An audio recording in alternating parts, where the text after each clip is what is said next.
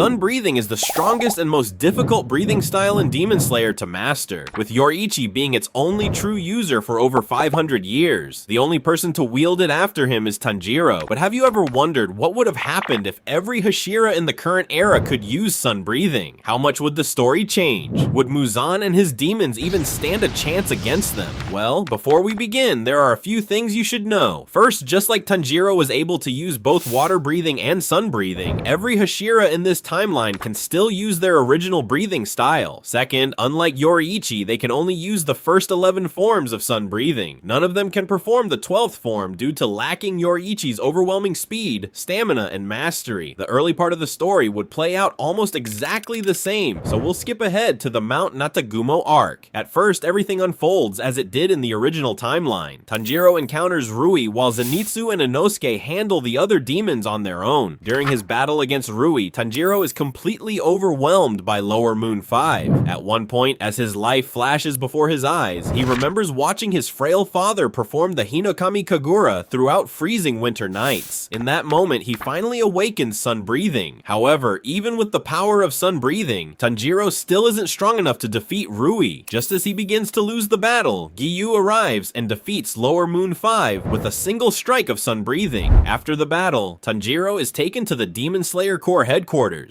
There he meets the other Hashira, all of whom are also capable of using sun breathing. The Hashira are shocked that Tanjiro has awakened sun breathing, as they believe only someone who has already reached Hashira level strength can master it. Similar to the original timeline, Sanemi stabs Nezuko, enraging Tanjiro and forcing him to fight back against the Wind Hashira. Before things can get any worse, Ubuyashiki arrives and tells everyone to calm down. Sanemi and Obanai both request the execution of Tanjiro and Nezuko for protecting a demon. However, using his foresight, Ubuyashiki confirms that Nezuko will never harm or eat a single innocent person. He also explains that both she and Tanjiro could become invaluable allies to the Demon Slayer Corps. Soon, the rehabilitation training arc begins. During this time, Tanjiro secretly trains with Giyu to further master sun breathing. Under Giyu's guidance, his mastery of the style improves significantly. Not long after, the Mugen train mission begins, with Tanjiro having much better mastery over sun breathing than before. He and Rengoku defeat Enmu without much trouble. However, after defeating Enmu, Tanjiro is stabbed in the stomach by the train conductor. At that exact moment, Akaza arrives at the battlefield and immediately launches an attack toward Tanjiro. Rengoku steps in front of him and clashes with Upper Moon 3. Even though Rengoku is using sun breathing, he still can't defeat Akaza. During the intense battle, Akaza offers Rengoku the chance to become a demon, but he refuses and continues fighting. As the battle drags on, Rengoku becomes exhausted and his attacks begin to slow down while Akaza's grow faster and stronger. Because Tanjiro is badly wounded and bleeding heavily from the stab wound, he is far too weak to assist Rengoku. Before the sun can rise, Akaza kills Rengoku and escapes into the forest, meaning that even in this timeline, Rengoku still dies despite using sun breathing. After losing Rengoku, Tanjiro becomes both mentally and physically exhausted, but not for long. He concludes that Rengoku died because he wasn't strong enough. Determined to never let that happen again, Tanjiro trains harder than ever before, pushing himself beyond his limits every single day. As a result, his strength, speed, and stamina increase dramatically. Under Giyu's guidance, his mastery of sun breathing eventually reaches the same level as the Hashira themselves. Soon, the Entertainment District arc begins. Thanks to his enhanced sense of smell, Tanjiro encounters Daki much earlier than in the original timeline. Unlike before, he completely overwhelms her, forcing Gyutaro to reveal himself even before Tengen arrives. Even though Tanjiro is far stronger than he was in the original timeline, he still struggles against Upper Moon 6. During the intense battle, Tanjiro finally awakens his Demon Slayer mark. With this tremendous power-up, he is able to fight back against Gyutaro using his incredible speed and mastery of sun breathing. Meanwhile, Nezuko, Zenitsu, and Inosuke battle Daki. At that moment, Tengen also arrives, with Tengen combining sound breathing and sun breathing. Alongside Tanjiro's newly awakened Demon Slayer mark, the two quickly overwhelm Gyutaro and eventually defeat Upper Moon 6. As a result, Tengen never loses his hand in this timeline. During the battle against Upper Moon 6, Tanjiro's Nichiren blade is badly damaged. After recovering, he travels to the swordsmith village because Haganezuka refuses to forge him a new sword unless Tanjiro convinces him in person. There, Tanjiro meets Mitsuri, Genya, and Muichiro. Just like in the original timeline, he also obtains the ancient 300-year-old Nichiren blade that once belonged to Yoriichi. When night falls, Gyoko and Hantengu launch their attack on the village. Muichiro battles Gyoko, while Tanjiro, Nezuko, Genya, and Mitsuri face Hantengu. Despite being one of the strongest demons, Hantengu is now up against two sun-breathing users. With Nezuko and Genya providing support, they defeat Upper Moon 4 before sunrise. Meanwhile, Muichiro awakens the Demon Slayer mark and, combining it with sun-breathing, completely overwhelms Gyoko.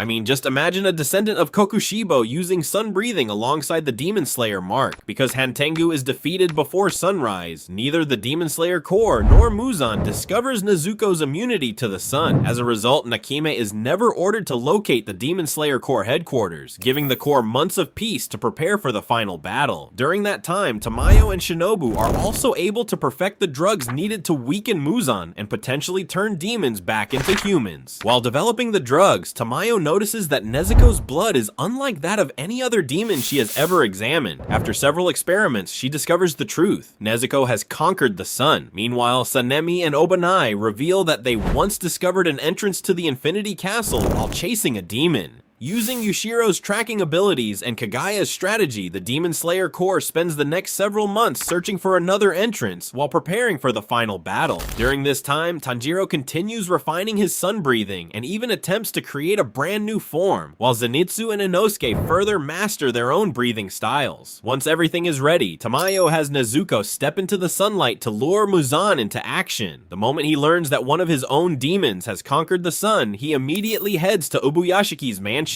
However, the estate has already been evacuated. Before Muzan can react, the mansion explodes, and Tamayo injects him with her drug. Realizing he has fallen into a trap, Muzan immediately retreats to the Infinity Castle. But the moment Nakime opens the entrance, every Demon Slayer charges through the portal that Yushiro had already located. As a result, the Demon Slayer Corps successfully weakens Muzan and invades the Infinity Castle without sacrificing Ubuyashiki, allowing Kagaya to personally coordinate the final battle. Inside the Infinity Castle, Zenitsu encounters Kaigaku before anyone else. Their battle plays out much like the original timeline. Without wasting a second, Zenitsu unleashes his incredible speed, blitzes the new Upper Moon, and decapitates him, proving just how far he has come. Meanwhile, Shinobu confronts Doma. Despite being able to use sun breathing, she still relies on poison due to her lack of physical strength. As the battle drags on, her stamina begins to fade, allowing Doma to consume her. Soon after, Kanao and Inosuke arrive. As Shinobu's poison weakens Doma from the inside, the two successfully decapitate Upper Moon 2. Elsewhere, Tanjiro and Giyu face Akaza. Enraged, Tanjiro pushes himself to new heights, awakening both the selfless state and the transparent world. While Akaza is focused on Giyu, Tanjiro slips behind him and decapitates Upper Moon 3. With their battle over, the two immediately rush to aid the other Hashira. Meanwhile, Muichiro battles Kokushibo. Thanks to his Demon Slayer mark and the combination of mist and sun breathing, he performs far better than in the original timeline, holding Upper Moon 1 off long enough for Sanemi and Gyomei to arrive before suffering any fatal injuries. Even against 3 Hashira using sun breathing, Kokushibo still dominates with his overwhelming speed. Realizing the situation, Ubuyashiki warns Gyomei to hold out a little longer, knowing Tanjiro and Giyu are on their way. Moments later, they arrive and join the battle. Even for Kokushibo, surviving against 5 sun breathing users is impossible. After an intense fight, Tanjiro finally defeats Upper Moon 1. Meanwhile, Obanai and Mitsuri struggle against Nakime, whose blood demon art constantly shifts the Infinity Castle, making her impossible to hit. Yushiro soon arrives and takes control of Nakime's vision, allowing him to manipulate the castle itself and help corner Muzan. Realizing what has happened, Muzan kills Nakime. With her death, the Infinity Castle begins collapsing, forcing the final battle onto the surface. Without hesitation, every Hashira attacks the Demon King from every direction. Despite being overwhelmed, Muzan's regeneration allows him to fight back, eventually knocking every Hashira unconscious. At that moment, Tanjiro recalls Yorichi's memories and realizes everyone has been using sun breathing incorrectly. For the first time in centuries, someone performs the true sun breathing. Seeing Tanjiro's movements, Muzan is reminded of Yorichi and begins to panic. At the same time, Tamayo's drug fully takes effect. As the Hashira regain consciousness and rejoin the battle, Muzan is given no chance to recover. Desperate, he attempts to flee, but Tanjiro's relentless attacks keep him pinned down until the sun finally rises. With nowhere left to run, the demon Demon King is reduced to ashes. After the battle, every Hashira who made it out of the Infinity Castle alive survived the final war. Overall, Sun Breathing completely changed the course of the story, allowing the Demon Slayer Corps to defeat Muzan with far fewer sacrifices than in the original timeline. And that's what I think would happen if every Hashira in Demon Slayer could use Sun Breathing. If you're also a fan of One Piece, be sure to check out this video where I explain all 16 Devil Fruit Awakenings in One Piece.